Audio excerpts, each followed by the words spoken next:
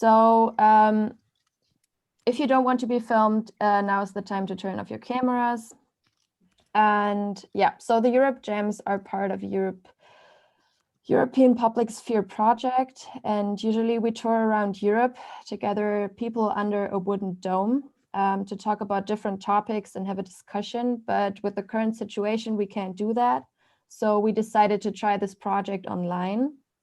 So we want to collect all your ideas and thoughts on the future of Europe regarding different topics in form of an online exhibition and present those ideas directly to the European Commission. So I'd also like to add here that this project is funded by the Alfred Toepfer Foundation.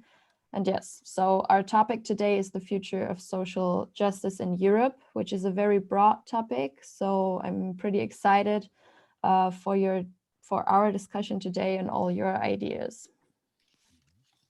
Yeah, and to make sure that everyone can speak and discuss their ideas, you can go and click on the participants button, and then on your right down corner, you will see the virtual hand feature. And yeah, if you have a comment or a question, just click on it, but please wait until the last person to speak finishes and then comment on it. Yeah, and to get started, I would like to make a little introduction round. I see a few people who are familiar with the topic and trying to change existing policies and measures for the better. But at first, I would like to introduce each and everyone by themselves and talk to us why you're interested in this specific topic. I can make the beginning and introduce myself. So I'm Josie, and I'm also an intern for Democracy International. I'm totally not an expert on the topic, but I think that social justice has so many influential aspects on our daily life that a discussion about it is indispensable. And as a young European myself, what concerns me the most is the social gap within the EU, which is increasing, and with children and young people being negatively affected by it. Yeah, and I also think that we always have to keep in mind that economic prosperity alone is actually no guarantee for social justice. Yeah, and that's all from my side right now, and I'm really excited to hear about your opinions and ideas and experiences. And maybe someone else want to continue. And yeah, maybe Klaus, you want to continue and introduce yourself? Okay, my name is Klaus Sambor, and I'm living in Austria, and I'm the coordinator for a roundtable in Austria for the unconditional basic income. And we are working from each member states with such kind of roundtables together in Unconditional Basic Income Europe. That is an association where all these ideas are concentrated for Europe. And the next step in the hierarchy is Basic Income Earth Network. That means we have a structure from national to continental, worldwide. So in our opinion, for our society, it is necessary to have in mind the problems of climate change, certainly, but also the solidarity, which is also very important. We need more or less a transition from the current system in such a system, taking into account social and climate problematic in foreground, certainly peace and so on in addition. But with this one item for the social things, I'm a coordinator for the European Citizen Initiative for the introduction of unconditional basic income in Europe. And I'm also the coordinator for Austria.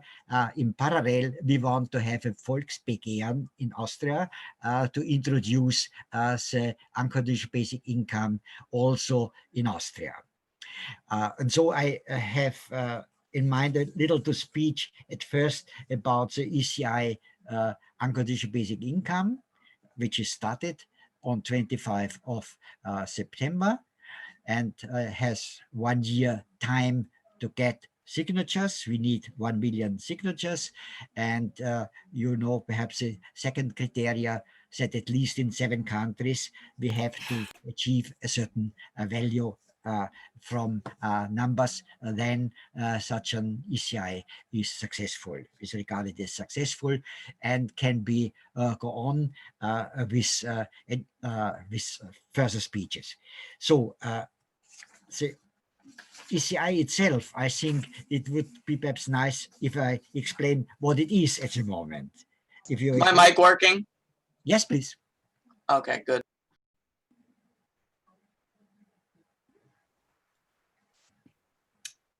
I think you can go ahead, Klaus.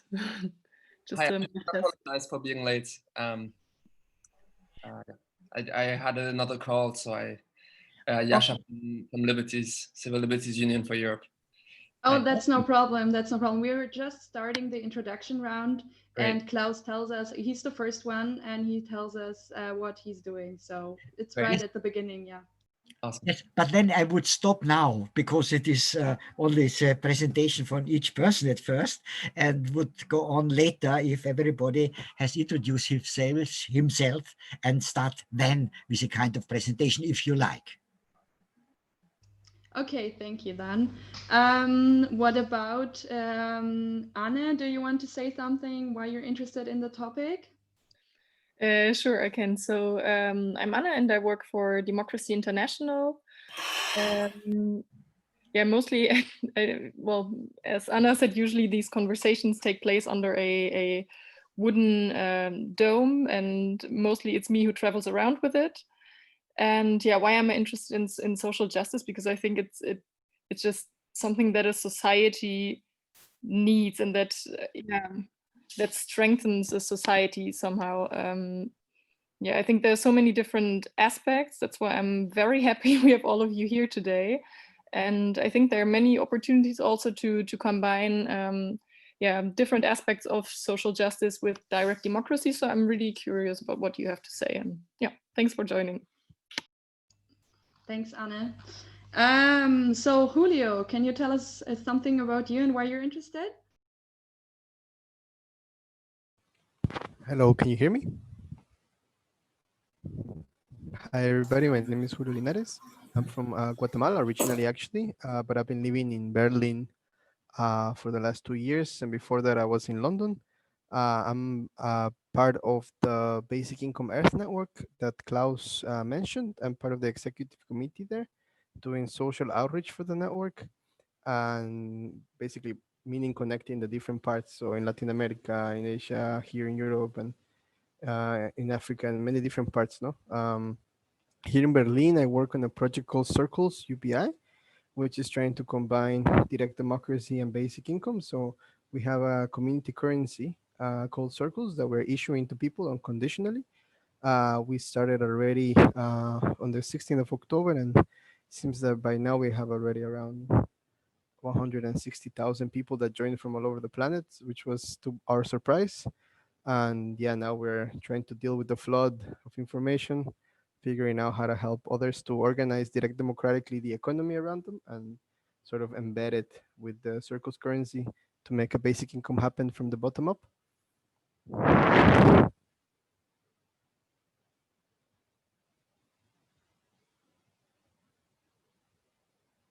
Yeah, that's me. And I'm interested in the direct democracy in general because yeah, I think it's the present and the future and the past of any really socially viable society. Yeah, thank you for that. What about you, Emma? Can you tell us about yourself? Yeah, absolutely. So my name is Emma, and I am based in Ireland. So I work for one of Ireland's largest charities working in homelessness and housing. And my work involves a lot of my work involves kind of advocating for the rights of people who are either experiencing homelessness or at risk of homelessness. So social justice is an issue that I'm interested in because we believe that social housing and housing access and homelessness is very much tied to social justice, and it's a human rights issue. So I think many people will probably be aware that homelessness affects different types of groups differently, and you're more at risk of homelessness depending on your socioeconomic background, your ethnicity, and lots of other factors. So that's why I think this topic is quite an interesting one. And then the reason I found out about this meeting was it was brought to my attention by a group called European Housing First Hub. So that's part of FIANSA. So they asked me to come along to speak a bit about our work. Yeah, okay. Thank you so much. Caro, could you introduce yourself? Sure, yeah. Hi, I'm Caro. I also work for Democracy International. I am not very well versed in the topic of social justice or universal basic income, so I'm really happy to hear from people here who know more about this and to learn something extra. I of course think it's an important topic, and it's something that's crucial to Europe also, and to the question of what we do with Europe in the future, and how we create our future and our social system in the years and decades to come. So I'm really happy to hear from all of you. Yeah.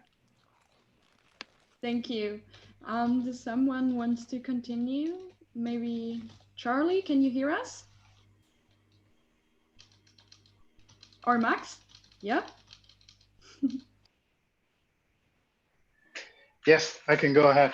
Yeah, my name is Max. I'm a former intern for Democracy International, and I was also involved in the Europe Jams project in the last few weeks.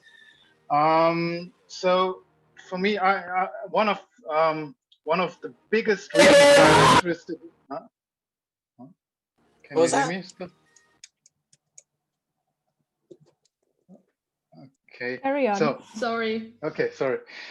So I'm on my tablet, so I'm not sure. I cannot see all of you in case something happens. iPad or Kindle. Yes, one of the biggest parts of my master's degree.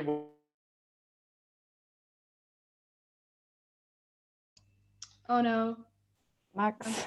Max died. Yeah, we know he has technical problems. But someone else can continue, maybe Jascha. I know you're from Civil Liberties. Maybe you can tell us something about you and what you do. Yeah, hello everybody. Sorry again for being late. Yeah, so I work at Civil Liberties Union for Europe. It's this it's an organization, human rights organization based in Berlin. And we have basically 3 different forms that we work in. So one, we are a network of civil liberties organizations throughout Europe. So yeah, in 17 different EU member states, we help our members with their work basically. So we provide legal advice for their strategic litigation. We coordinate campaigns. Yeah, basically we also work as capacity builder. So we help them to bring their efforts at EU level. So basically, if they do advocacy in their respective national country, then we help them also because we have an office in Brussels also. So we bring their issue at EU level, and then we also work as EU watchdogs. So basically on several topics. Our main topics are civic space, rule of law, digital rights, and and we do advocacy work, campaigning, things like that. And myself, I work mostly in civic space and digital rights.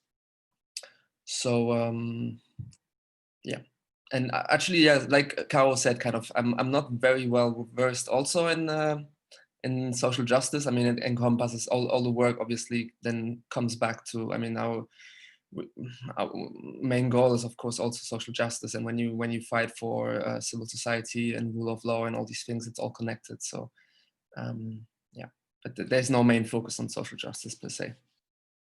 But I'm very happy to meet you all and to learn from you, and looking forward to a nice discussion. Thank you. That sounds actually great. Yeah, Max is back. Do you want to continue?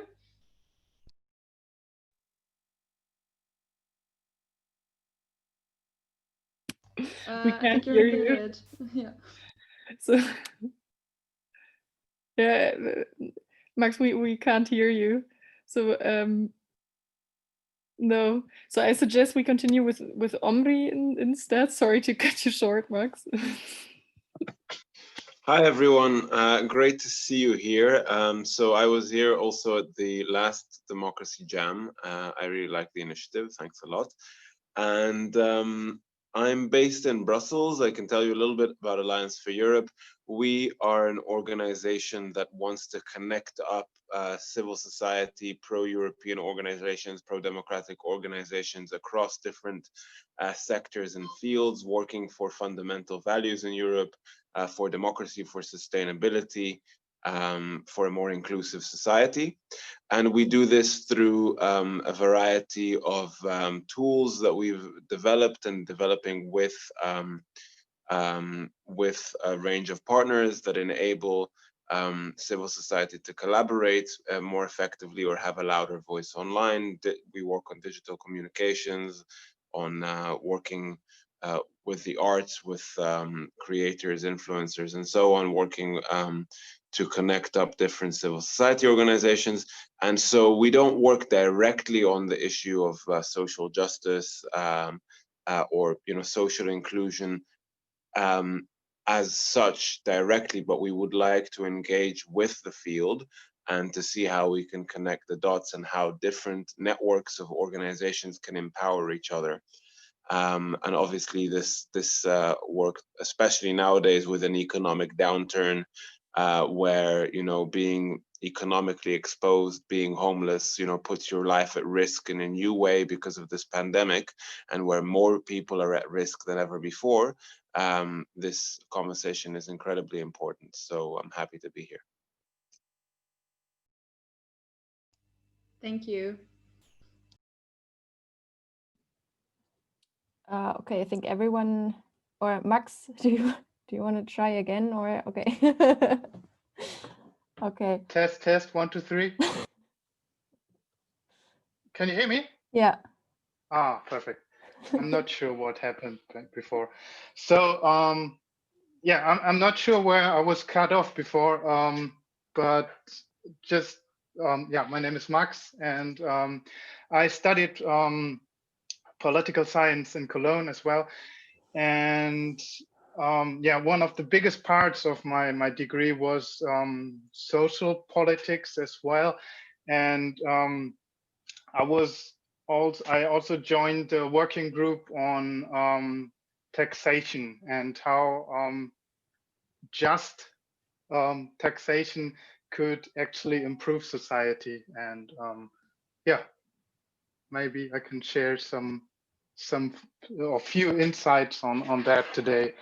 But other than that, yeah, I'm really happy to be here with you. Thanks.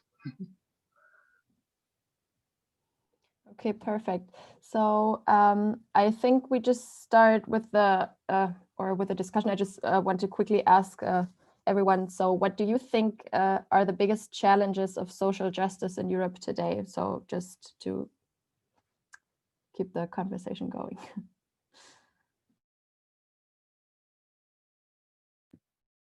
Emma, do you want to start maybe?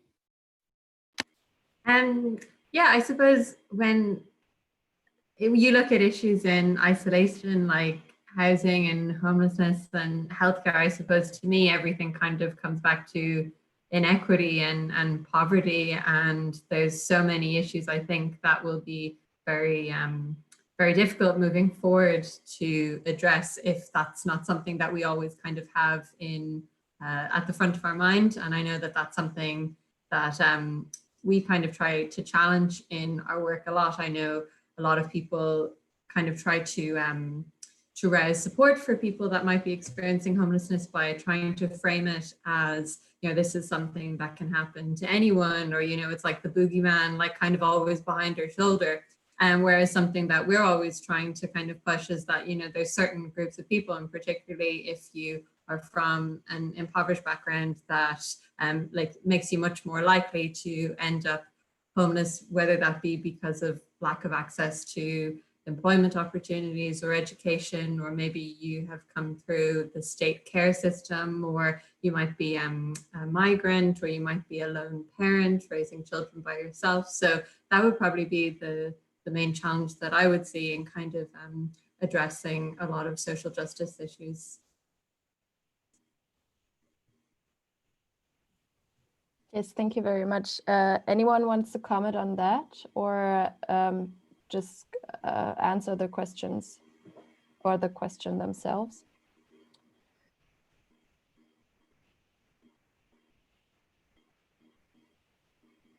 I think it's maybe also connected to the unconditional basic income. I mean, we already said that everything is kind of connected.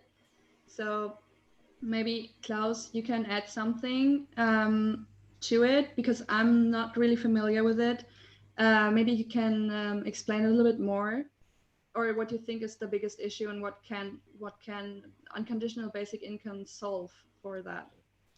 If you agree, I would be explaining a little more our European Citizen Initiative from 2020 to 21, which started on 25 of September this year, has a title, Start Unconditional Basic Income Throughout the EU.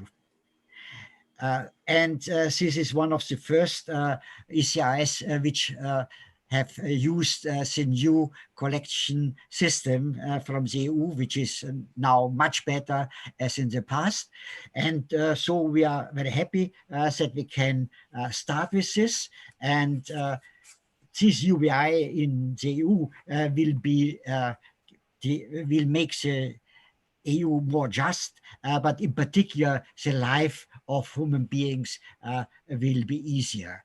So we come to this statement of human rights. For example, we plan on the 10th of December, the International Human Rights Day, also to cover with one aspect, the unconditional basic income, yes?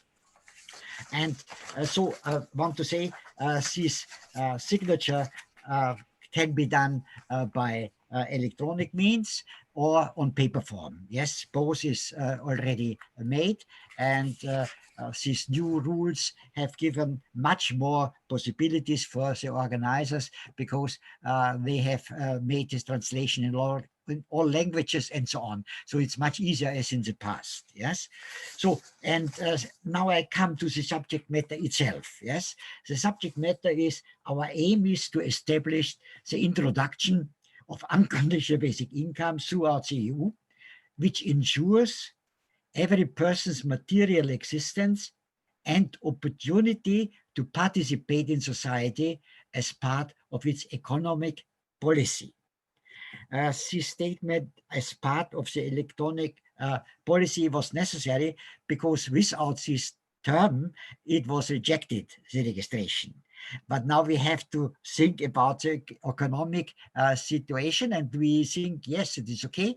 We have now real big problems. And if we take the economic policy into account, and I think about, you have spoken about tax systems, discussions and so on, these are certainly also important to be considered in such a project. And the aim shall be reached while remaining within the competence conferred to the European Union by the treaties. That is again one point, otherwise it would not be registered. But we have taken part on all these discussions before, until it finally it was registered. Yes. And more objectives I will say, because that was more or less a kind of trick. We have said we request the EU Commission to make a proposal for unconditional basic income throughout the EU, which reduce regional disparities in order to strengthen the economic, social, and territorial cohesion in the EU. This shall realize the aim of the joint statement by the European Council, the European Parliament, and the European Commission stated in 2017 already.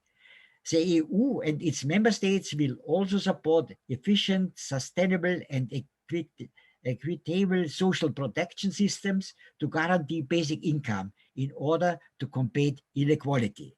That is the second part, yes?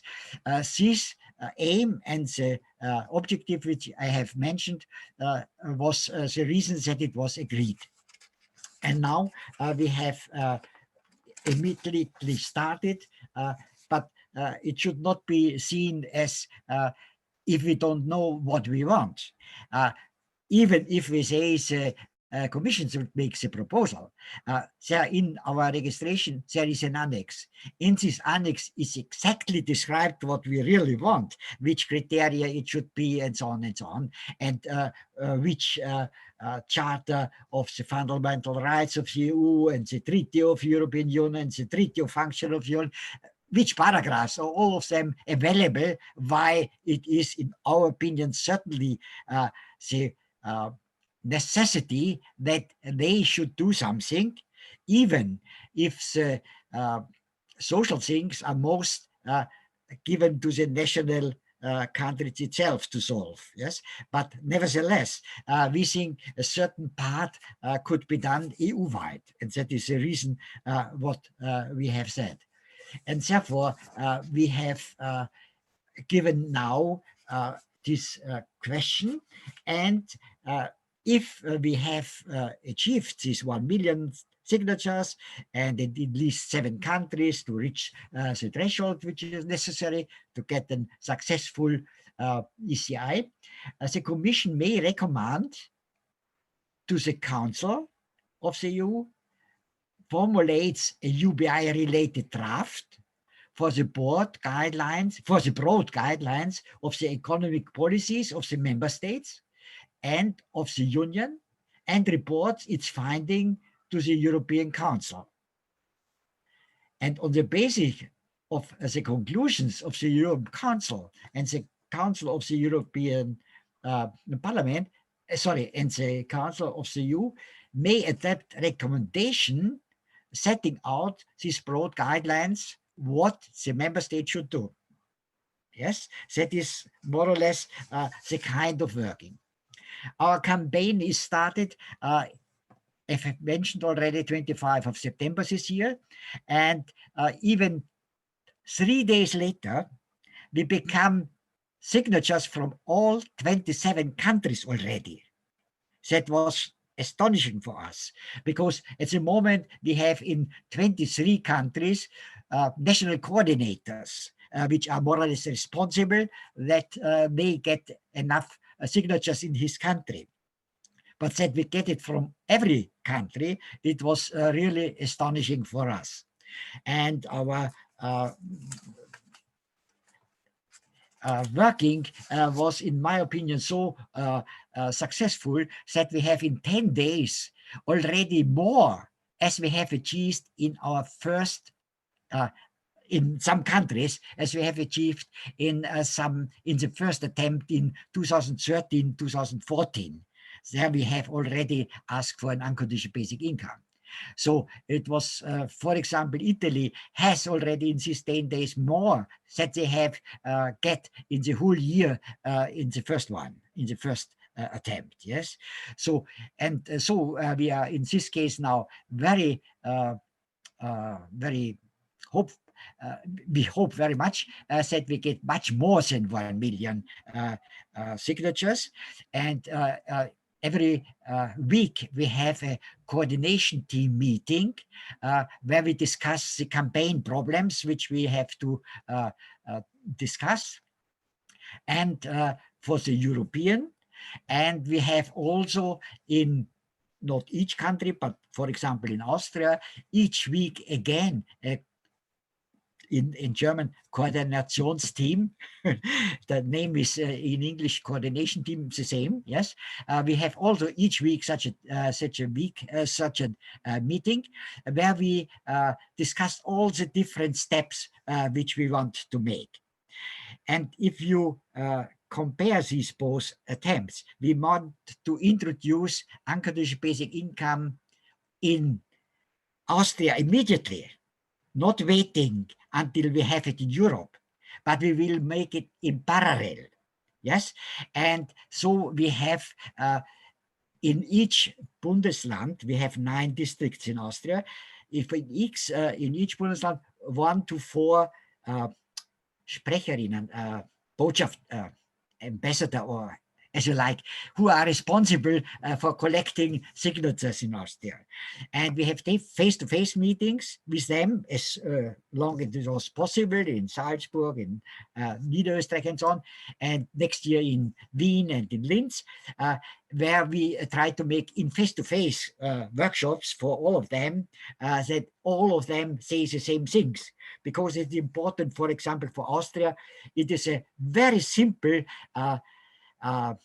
requirement. We say our government should, if we get 100,000 signatures for Austria, yes, then it has to be seriously discussed in our Austrian parliament, yes. That we say we want to have it as a law, which is not only a normal law, but is in the highest ranking of laws.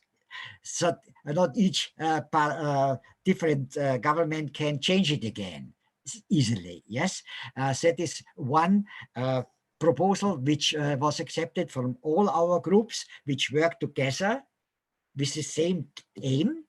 And the second item is exactly that we want to achieve dignity for all peoples. Yes, to can live in dignity and so on. This is the second part.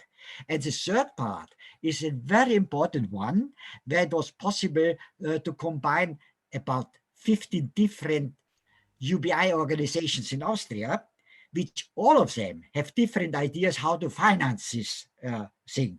That we have given it out and have said, if we are 100,000 signatures, then there must be a process started where the civil society will be included to make the law, and then to define the high and the method how to implement. So it was possible, all of them, to get on one attempt. And the first, and the other thing is, we don't like further project pilots. We need these not anymore. We have already so much experience that that is a good idea, that we want to make the decision to implement it in Austria in one day in the whole country. Yes, the decision can be done in 1 week, and then we need perhaps 5 years to discuss all the details before the law is ready. But the decision can be made immediately. Yes, and that is one important point.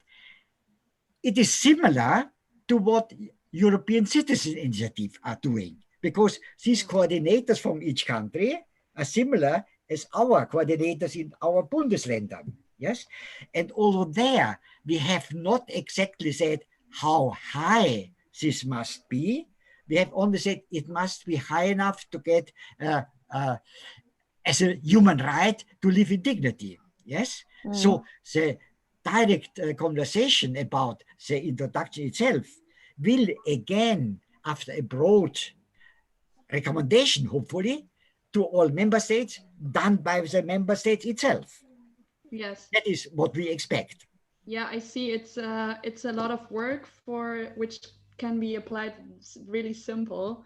And to start an ECI, for that, I was wondering, like, how much commitment actually do we see in the EU concerning social justice issues? Like, did it increase in the recent years, or I don't know, what do you think? Like, not just unconditional basic income, there's so many more topics. I don't know, Jascha, I think you have a broader view on it. Just like, do we see a commitment from the EU concerning social justice issues, or? Yeah, like I said, social justice is not really our topic, so I wouldn't be able to answer that question, unfortunately.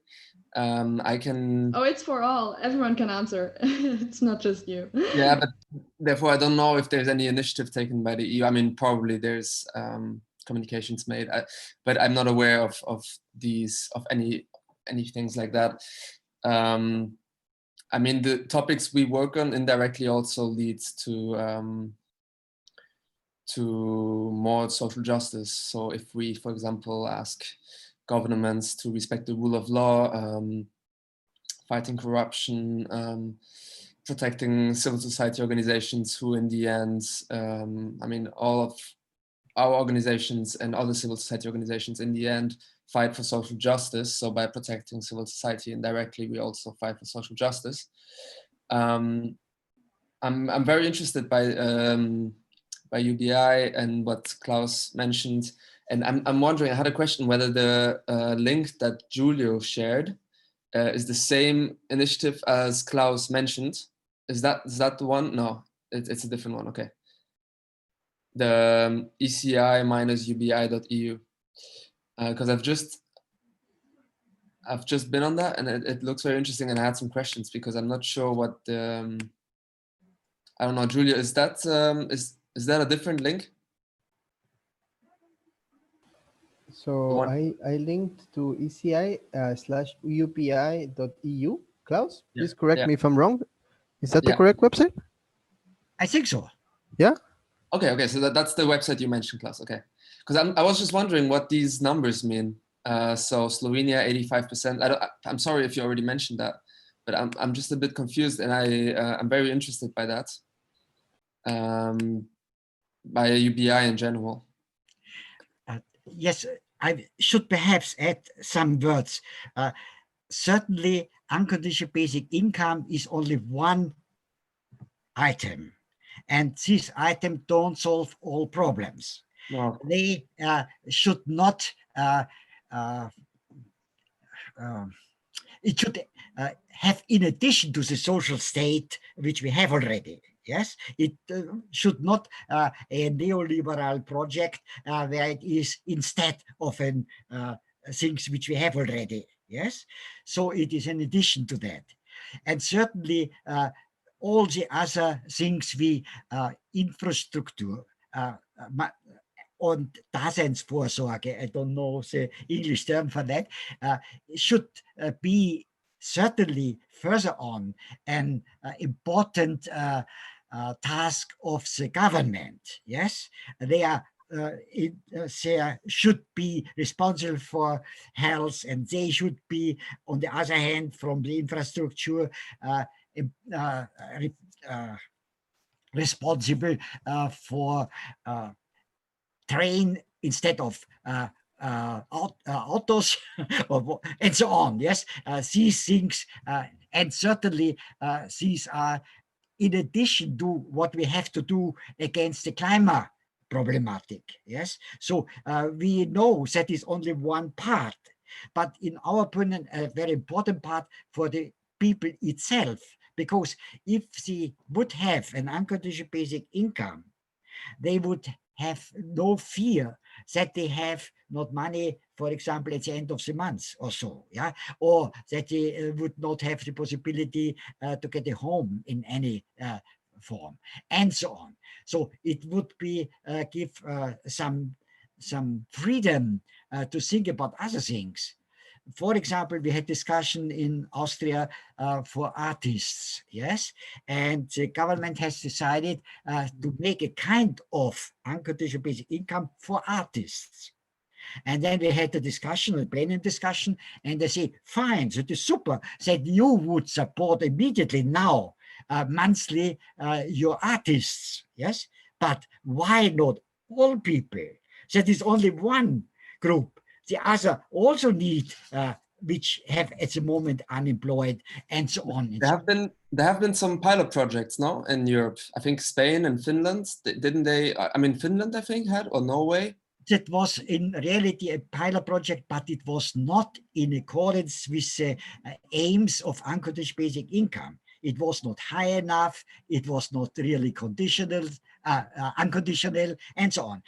The names will be used often in a different way as we have defined it in Europe. In Europe, we have 4 criteria. It is unconditional. Every person will get it, and it will go to, it will be high enough, and every, it is really universal. Even in a country, if you have immigrants or and so on, everybody in the country where the unconditional basic income is decided will get it. Yes. So how can you finance that? Sorry for interrupting. That is no problem. That is exactly the point which always comes. We know if the political will is given, it is possible to finance. We have different kinds of possibilities. Last week, we had a big discussion in Union, UBI, yes? And there were the boss of that. In the break, I have asked what he is thinking now, because we have spoken about many things, and in addition about unconditional basic income. And he says, yes, he has some skeptic, but in principle, he loves the idea. So what is your skeptical? Is it a finance problem? Just because you said it, yes? And say, no. That is no problem to finances if it is really want to be. Because if your government makes a budget, and they calculate at first how many money I need, that everybody will get unconditional basic income. And then the rest will be used for all the other political fields, then certainly it is able to be financed. What we need so much for example, military, we are completely against these kind of behavior in Europe to make so much in this direction. Yes. So, and many things which are even not necessary can be avoided if the people have the possibility with the unconditional basic income to say, no, this kind of job I don't like, I don't make it. And sorry. No, I'm just jumping in. Just have a question. If the idea is of a European UBI, would every country, every person who's eligible for this UBI receive the same amount, or would you receive it differently depending on the country, on the living costs or whatever? Yes, there are 2 rules. High enough as a criteria means that it must be in accordance with the rules which are already given in the EU. That means 60%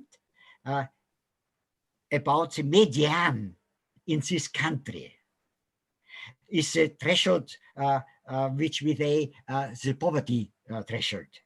And at least this kind of threshold is the high which is given to the people, to each people, to get to have a dignity possibility to live. Yes, and it is certainly different in all regions in Europe, but exactly this is the reason if we would give this same rule, that at least the people have it easier, and by very poor countries, a second method for the calculation is given with a basket of goods which are necessary to have a life in dignity. So one is an abstract rule with the 60% of the median thing, and the other one is a practical one. If the, in the countries the standard is very low, they would not be able to live with this criteria with 60% of the median. Therefore, as a second possibility of a basket crop is given, that we can say how much this should be in each country. Thank you, Klaus, for answering that. And thank you for the interesting insights on this. So I saw in the chat that Anna had a question for Emma, and I also would be interested in that. So what steps should be taken at EU level when it comes to homelessness? So Emma, if you'd like to say something about that, that would be very interesting to hear. Yeah, definitely. So most of my work is concerned more with kind of policy change on a national level. But our organization is a part of FIANSA, which I mentioned earlier. So that's kind of working at an EU level around housing and homelessness. So I suppose one thing that we've seen is encouragement at an EU level to kind of take politics out of homelessness. And I know that this isn't something that's unique to homelessness in general, but it's a very politically divisive issue. So when it comes to election times, it's people sparring about, you know, how true figures are and stuff like that. So I suppose at an EU level, I think a lot more could be done to try discourage this. And we've seen the kind of greatest success story when it's come to homelessness in the last, say, 10 to 15 years has been Finland. So that's a country that has really kind of moved away from politicizing homelessness and has kind of moved it towards, say, like, I don't know, maybe the likes of education or something. It's not seen as a political issue. It's just seen as something that everyone should have access to and has a right to. So I think that's something that if we could kind of be discussing that more at a European level, I think that would be really useful. And then another thing is something that we're working on is, and this would look different depending on member states and what their laws are and how they govern, but at a European level, speaking more about a right to housing. So this is something that we're trying, how Ireland changes our constitution is through referendum, but obviously every country is different. But this is something that we have seen as being a major block to ensuring that everyone has access to affordable and good quality housing. And it's something that our government kind of use as a justification for, you know, not providing housing, that property rights of a private individual are so protected. So we're pushing for a right to housing change in our constitution, but I know that this isn't something unique to us. And I know it's something that FIANSA is working on at a European level as well. And that's something that we think could be a real game changer when it comes to homelessness, because we're not unique. Homelessness has increased in most of Europe in the last 10 years after the kind of major downturn of 2008. And obviously this isn't unique to homelessness either, but public spending or government spending stopped in areas of social housing and lots of other things. And we're seeing the consequences of that now that we have had population increases and the social housing hasn't been built in the same rate. So now we're seeing a lot more people entering homelessness than we did before. I know in Ireland it's doubled in the last 5 years, and particularly around family homelessness and child homelessness. So I think at a European level, a right to homelessness could be something that could be really useful. I have a quick definition question about homelessness, actually. Yeah. Would you, or how do you define it in your organization? Is it like the number of people, for example, staying in the streets or in other public places? Or is it also those people who don't have a fixed home and are, for example, staying with friends, moving around all the time so they don't have to live in the street? How Yeah. So I suppose there's probably two types of ways you can look at it. So there's visible homelessness and then invisible homelessness. So Ireland is quite unique. We release the amount of people who are homeless every month. So that's quite rare. So most other countries might only do it, say, once a year.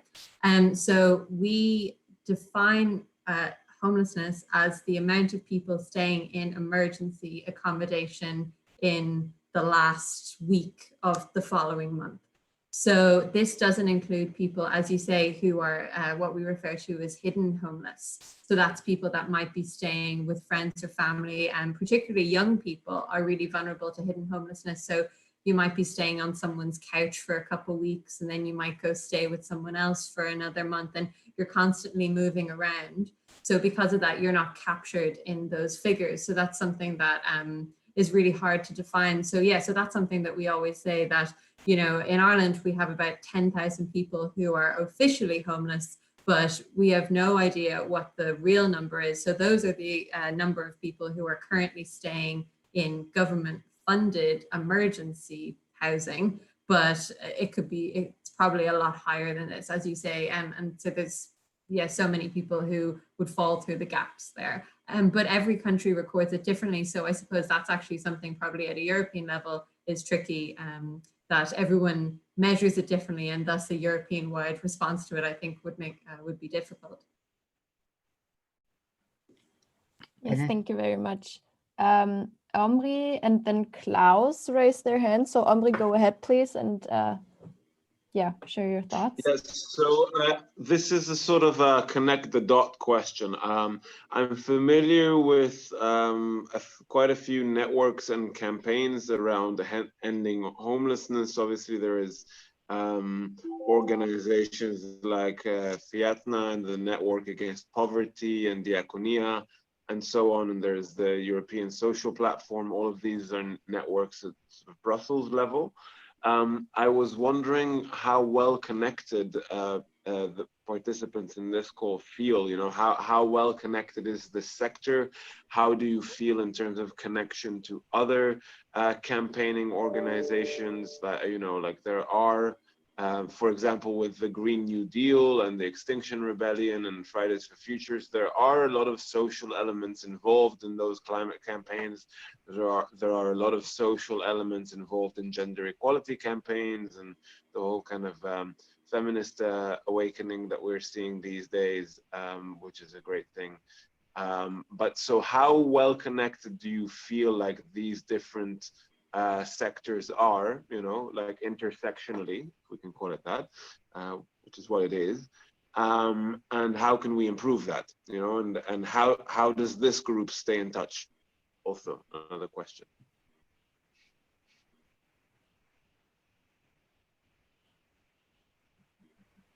Yeah, just feel free to answer the question if you go ahead, Klaus.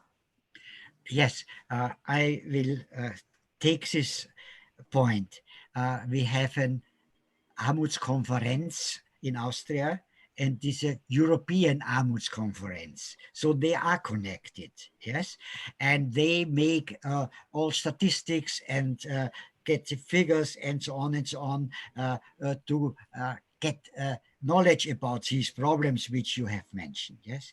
But on the other hand, from our unconditional basic income point of view, you get it if you are birth, and it is stopped if you are dead. There is no bureaucracy in between. No control, nothing. That means really everybody get it. There is no homeless anymore. He get it, and if it is in this high enough, he can get a flat. It must be possible. And we should, the aim, give in this direction. And certainly, in the meantime, we work together with all the other communities which want to have immediately solutions which are necessary, because they don't believe that unconditional basic income will be next year on the table. Yes, but nevertheless, we should both together. We discuss with these people and we agree with them. We agree the emergency problems now, but they should nevertheless support at least the vision of unconditional basic income and support us too to get it really on the ground.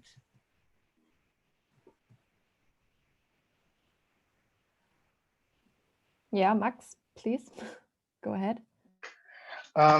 There's one thing I still do not really get when it comes to the unconditional basic income discussion, which is that how does it solve existing existing gaps when it comes to not just income, but also what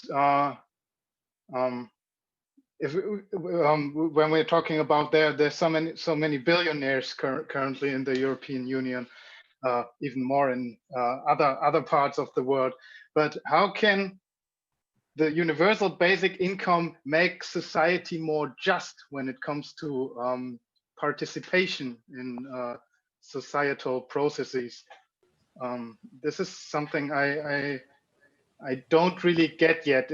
I see it more of some kind of basic security, basic financial security that gives people more financial freedom.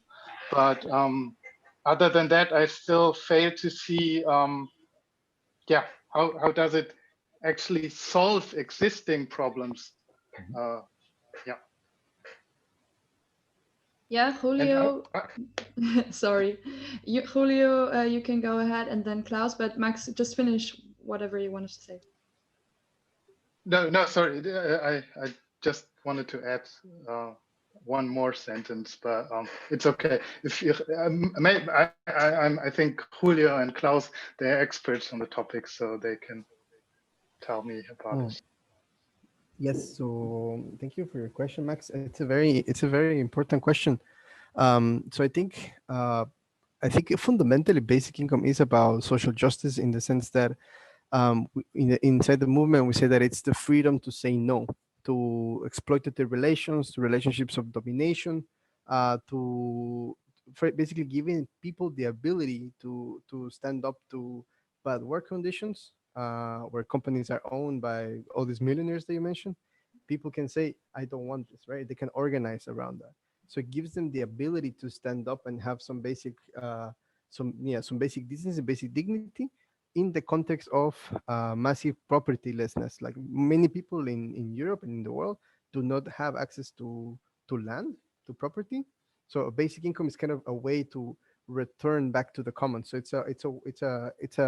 it's a first step in the beginning of steps towards making things like economic democracy happen, of making sure that these people who are exploiting others, who are exploiting the planet and so on, can be held more accountable, because in essence what you're doing is at the core changing the morality of how money works, right? Today money, you get it conditionally, you work and then you get it, right? And so if the shift in that logic, it's part of the beginning of a deeper civilizational shift. Bin ich dran jetzt? Yeah, go ahead. Okay. In my opinion, the problem can be solved if we make later on the decision how it should be financed.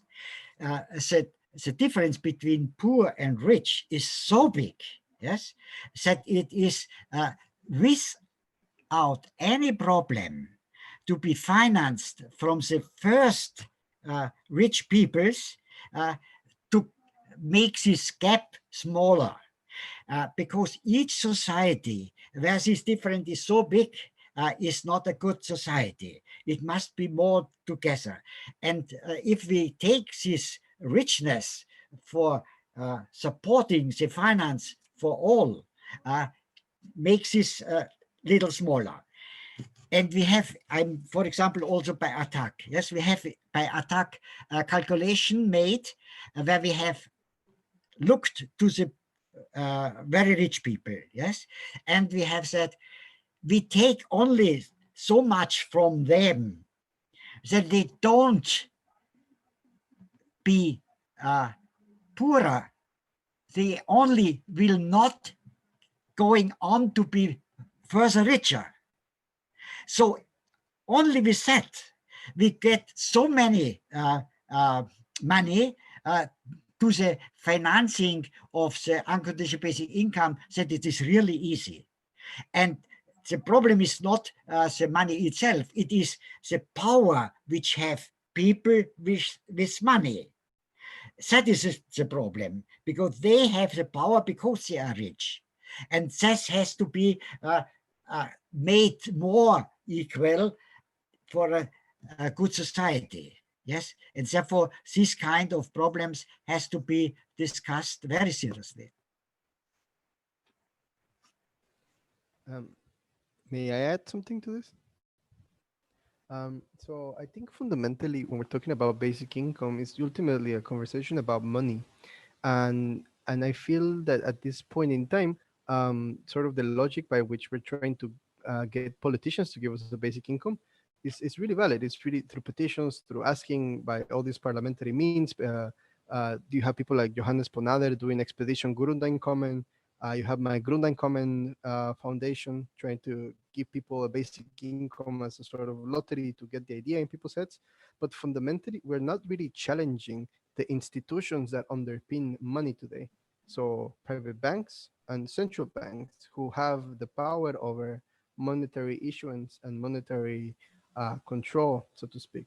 So today, going back to the topic of that Max also mentioned, when the crisis hit, just like in the US, in Europe, there were a lot of bailouts to big corporations to continue being afloat that are supposed to be bankrupt by the like market economy as they call it.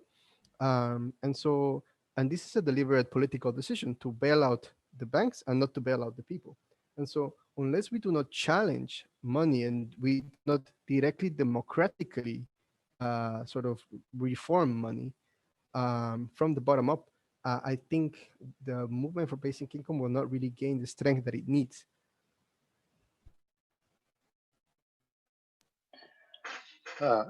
Thank you, Julio. I hope you can hear me. My connection is not that good right now.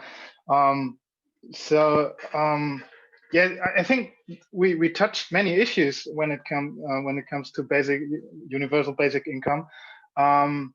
Also, Klaus mentioned the financing through taxation, but yeah, right now we are living in as we all know, we're living in a globalized world, and still those people that are currently in power, that own most of the financial resources, let's put it like that, they are still free to choose more or less where to put their money, where to park their money.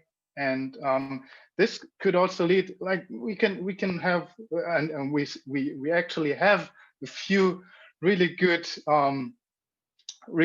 movements here in the EU especially, but also in the US and in many other different regions in the world. But right now, those people, the people that are still that own the financial resources, still are free to choose where to, let's say, park them. And I think this will be a big issue in the future as well. And as you mentioned, we need to talk about about new ways of It shouldn't be just about money, but also about other issues such as social mobility, education, and these issues should somehow be untied from money or just financial aspects. Yeah.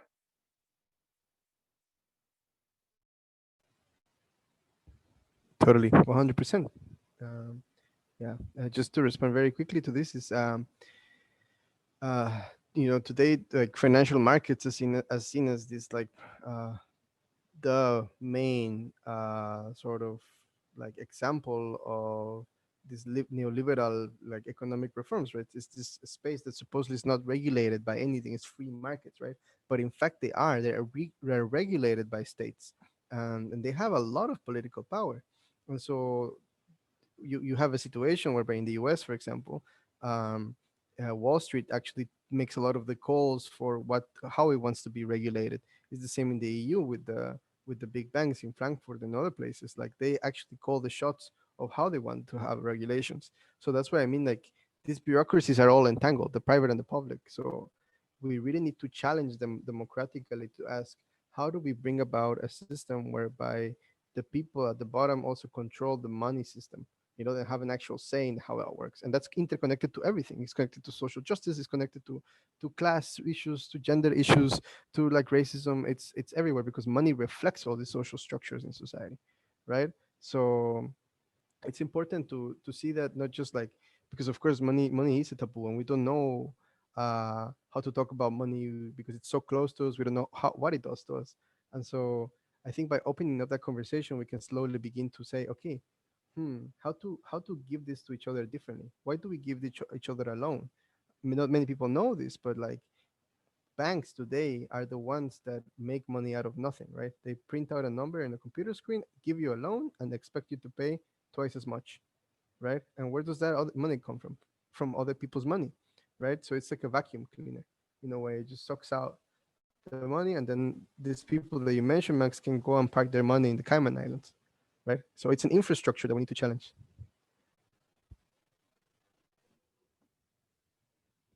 Yeah, thank you very much on your insights on that.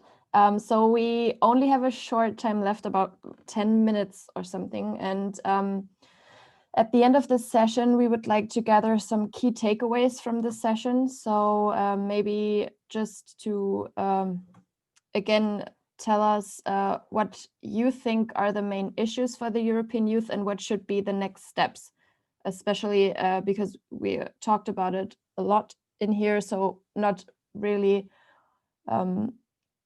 because all you said were rather big steps. So, but what could be the next step, the smaller step to get to the end result that we all like to have, social justice in Europe?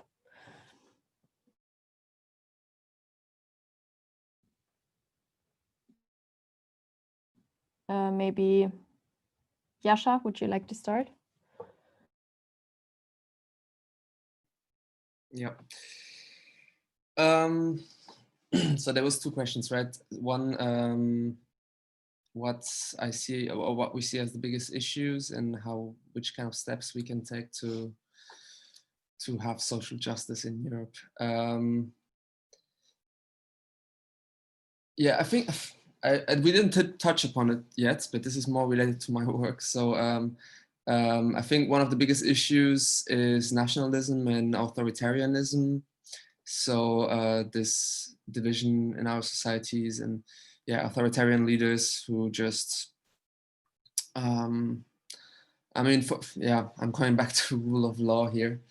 But for example, what I thought about before joining this call was, for example, how this is actual news right now. So how Viktor Orban is, for example, trying to block the recovery package. So all the EU countries getting together to give money to everybody who needs it right now, who's affected by the pandemic, and he's blocking that distribution of money, which I think distribution of money is obviously also something that is a tool to fight social justice, or to fight social justice, to get to social justice, of course. So he's blocking that by because he's blackmailing, because he's against the rule of law conditionality in this new MFF. So sorry, I'm going very technical, but in the new 7-year budget of the European Commission. So I think this is a great, it's a good example that shows why authoritarian leaders are problematic to achieve that goal of social justice. And I think that there's so many different aspects. We had like 1 hour to touch it. The most things we touched upon was UBI and a little bit of taxes and homelessness, which are all 3 topics that I'm not so well acquainted with. But so yeah, I think there's a lot of things that we can do. I mean, also there will never be perfect, and also what is really social justice, it's also very hard to define, I think, and how to get there. I think it's just as if like to get to a more just society. There's a lot of things that need to happen. I can just say from my standpoint, from our organization, it's just making sure that governments respect the law, that we have more inclusive new policies. And sorry, I don't have a good answer for this, but yeah. It's fine. That was a good answer, actually. So thank you very much for this. Emma, would you like to take on that? Thank you. Yeah, I think that's a really good point from Jascha. Obviously, authoritarianism is the complete opposite to equality because it's making sure that only a very select group of people have rights and money as opposed to what we're looking for, which is everyone equally.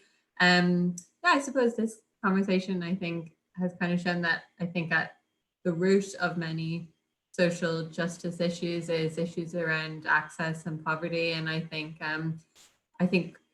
kind of from terms of the next step, I think we often look at issues in isolation and, what can we do to solve, homelessness, whatever.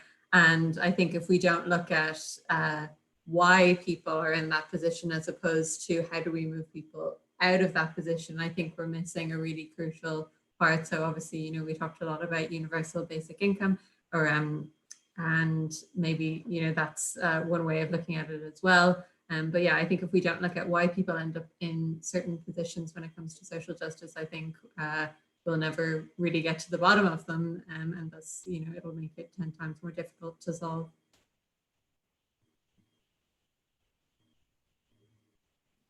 Yes, thank you very much for your words on this. I don't know who wants to go next. Maybe Julio or Max. Yes, thank you very much. I actually have to go right after this, but I think for me, the most important part about social justice in Europe right now are to give rights to those who are the most vulnerable inside the European Union. So homeless people, migrants without papers, it's very important. It's a very, very, very important struggle right now. In Germany, like, a lot of friends of mine are organizing to just first visibilize illegal migrants, and then the campaign is called Legalisierung jetzt, like to legalize them, to give them papers, right? In Spain, this was a big thing, and in Portugal, they already give a lot of people papers, and yeah, Germany, it's a big harder of a bone to crack at, and then also refugees. One way to do that, of course, is through a basic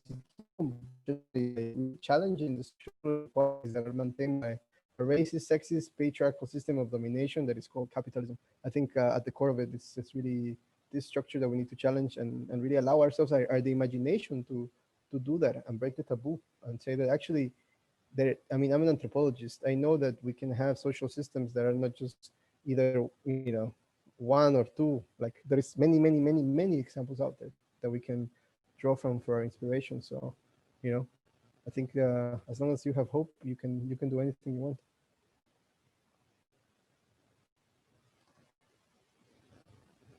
Yes, thank you very much. I don't know, maybe Dadi Kashinda, do you want to add something to the question, or sorry, we didn't address you sooner. Are you there? Okay. So Klaus, yes, please carry on. A very short point. We have tomorrow again a coordination team meeting, and there we have one agenda item that we have a letter to all 704 European Parliaments members, and given a paper which is easy to understand and explain the advantages for unconditional basic income as one element beside all the others which are also necessary, but as one which could be helped at the moment very much immediately. Thank you, Klaus. Max, do you want to add something? For me, the first small step would be to increase the spending in education, not just school education, but also like civil education and digital education as well, because in order to somehow counteract social injustice, we still need to ensure that people are socially mobile, so that people can actually have the chance to improve upon their living standards. And yes, this is what I would like to add. Thank you. Anyone else likes to add something? Yeah, Josie. I just wanted to add that, well, we talked about like getting to education, getting people into power who supposed to be, and other things. But for me, the first and basic step is just what we're doing right now, like talking with people who are involved in different issues like homelessness or UBI, and just being connected and talk to each other. So this is for me the first basic step to hear from each other what's the problems are and how can we solve it together. Yeah. Yes, thank you. Yes, Klaus, please. Which I only one point which I want to make in addition. Also in the tomorrow meeting, we have heard that we will support each other from the Youth, European Youth Forum. Yes, and they have already agreed that they will support our unconditional basic income attempt, ECI. And the other one is for the emergency, climate emergency is also a new European citizen initiative already started. And we are also in contact with them, and will make the cooperation in such a way that we say we agree that the climate problem is very important. We will subscribe, make a signature for them, and they should make signatures to us, so that the important points get more and more people aware, and also to the European Parliament get more and more the impression, yes, the citizens want to have these important points be solved. Yes, thank you. Are there any questions left from your side or to one of the other participants? Okay. So yeah, we've come to the end of our session, and thank you everyone for sharing your ideas and thoughts on this topic. And sorry it took a while to get started here, especially Emma and Klaus. Thank you for staying on this call and waiting for the others to arrive. Yes, thank you very much. And next week we will have another Europe Jam. This time we would like to talk about the topic Digital Europe. And of course, we invite you all to join again. So yes, thanks again for being here, and have a nice evening, everyone. Thank you for organizing. Thank you. You're welcome. Thank you. Bye. Bye.